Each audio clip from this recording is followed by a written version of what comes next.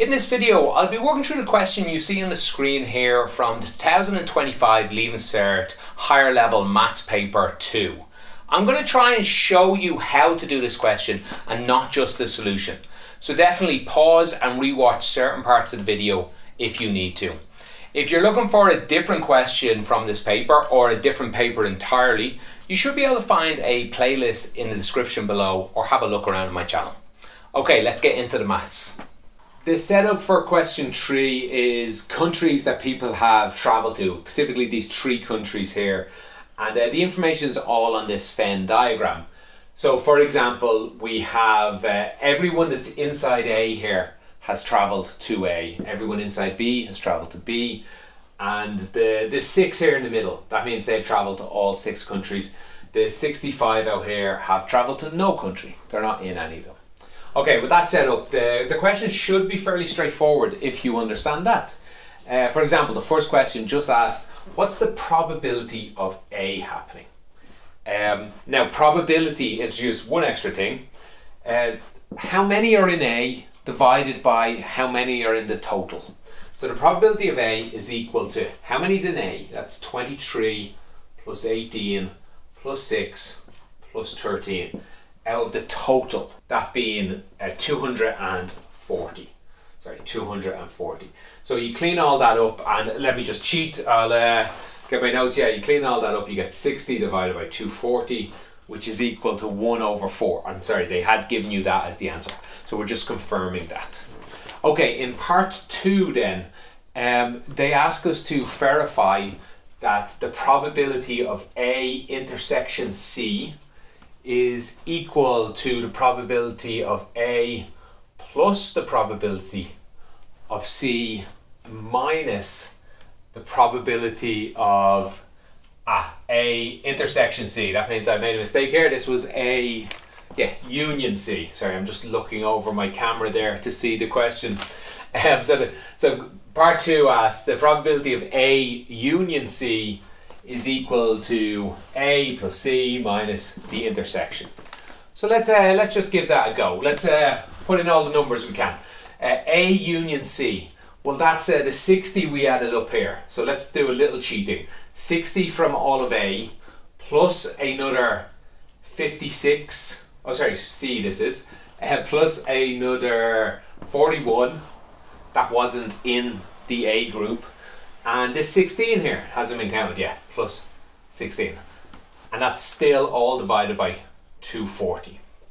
That equals the probability of A, we know that, it's 1 over 4, or let me write it in as 60 over 240, because I'm going to cancel some things in a moment.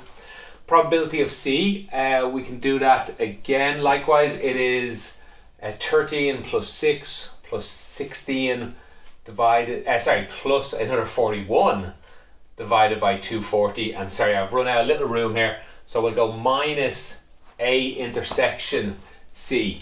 So let's see, A intersects C at these 2 points, at 13 and 6.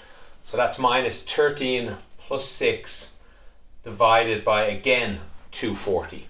Now 240 is common amongst everything here, so we could just divide everything, or sorry, multiply everything by 240 and it disappears. So if we do that and then start cleaning up things, we have 60 plus 41, 101, 107, 117 over here, 117. And then if we start adding up the other side, we get 60, 13, that's 73, 79, 85, 95, 135, 136, 136. Take away 13 and take away another 6 is minus 19, and that does in fact work. 117 is equal to 117. Correct. We've confirmed, we've verified as they've asked us. If you are finding my videos useful and would like to help the channel out, on top of liking and subscribing, probably the best thing you could do is to tell other people doing the exam about my channel. Maybe you could share this video in a class WhatsApp group. Then if you feel I've really deserved it and you would like to buy me a coffee, you could become a member on YouTube or on Patreon. You should find links to that in the description below. Right, for part 3, they've asked us are A and B independent events? So A and B here, are they independent events? We have a couple of formulas for that. Actually, first, I like to try and answer these questions using your logic. In this case, I don't think you can. It's really number dependent. Basically, an event is independent is if does one of them affect the other? Does it matter if one happens to get to the other? In a case of visiting countries, I don't think it's that obvious. If you knew I visited China, does that help you? Does that help you guess whether I visited America? Maybe, maybe not. It's not quite clear. For example, if you knew I have visited the Vatican City, that would give you a very good indication that I have visited Italy. Can't get to the Vatican City without going to Italy. So it's not quite clear here. So we're going to rely on the maths. To tell if events are independent, we have a couple of formulas.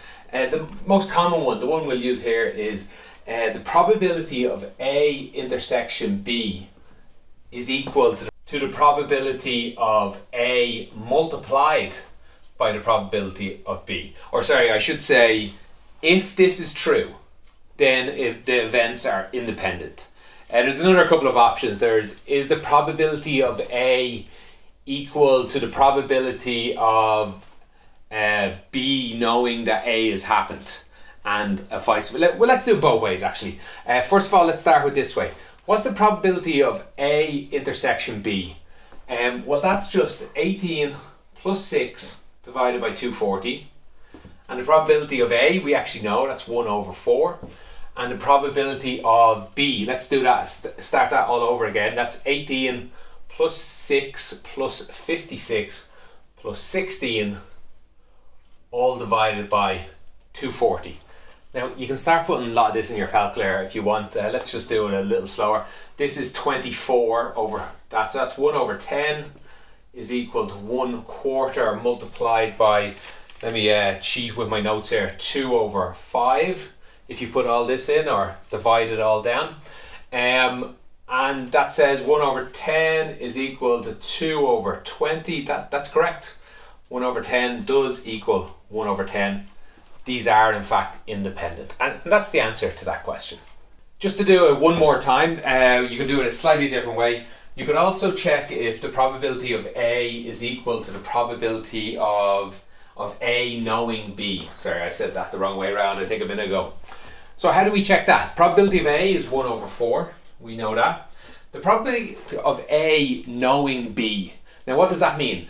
If I told you the person we're talking about here has definitely gone to country B, what's the probability they've gone to A? So we're only in this world. We're only in the world of B now. How many of them have gone to A? The answer would be 18 plus 6 has gone to A out of a total of, well, let's write them all down, 18 plus 6 plus 56 plus 16.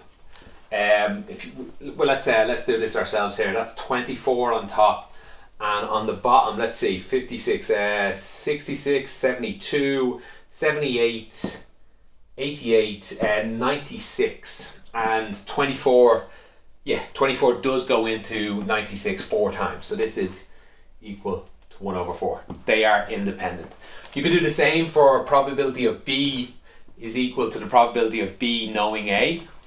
And we do something very similar to that.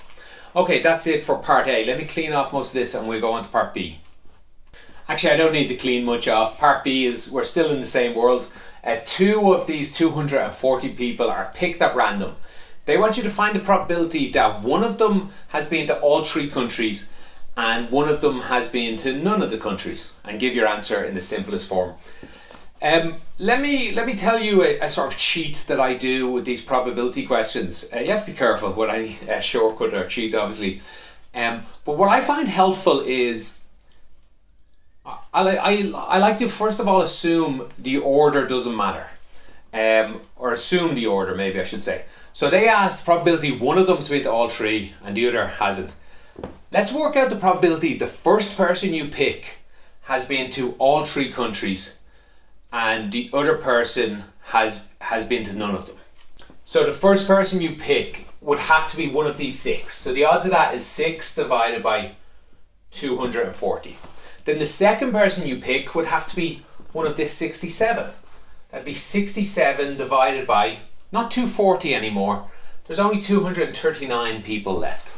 So that's the probability of picking the first person being to all 3 and the second person being to none. Sorry, we'd clean this up and we would get, let me check my notes there, 67 divided by 9,560.